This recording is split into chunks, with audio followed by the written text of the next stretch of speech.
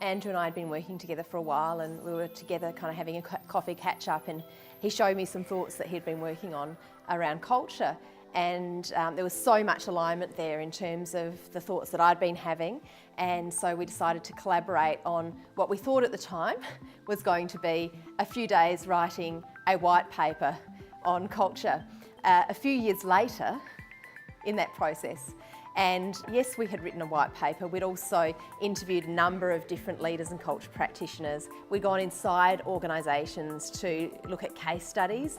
We'd tried on a number of occasions to devalidate the framework or model of cultural maturity that we had arrived at. And the more people that we spoke to and the more research we did, the more validation we had that in fact the framework for adaptive cultures was incredibly well received, useful, and in fact needed.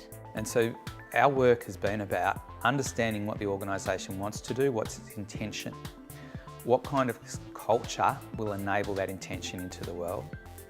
And when we understand what kind of culture will enable that intention, how do we then work with that organisation to enact that and to bring that into being? Human beings have so much potential to be able to be positive contributors to society, and most of us need the right environment and factors to be able to enable that contribution. So we became passionate about supporting organisations to become incubators of human potential rather than, and I don't believe it was their intention or is their intention, suppressors and inhibitors of human potential. For me, it's really important to support people to bring their innate wisdom and compassion into the world.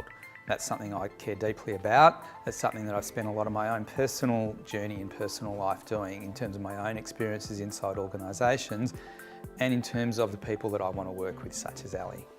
Becoming adaptive is the only way that you're going to keep up with the rate of change. And it's an illusion to believe that you're going to be able to keep up with the rate of change without becoming an adaptive organisation.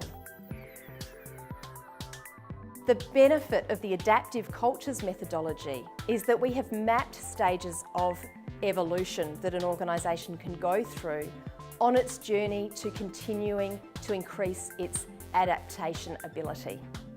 Each part of the journey has discrete steps. And our advice and guidance to the clients that we're working with who are starting an adaptive cultures journey is to just focus on the next few steps in front of you whilst keeping the bigger picture of what you're looking to achieve in mind.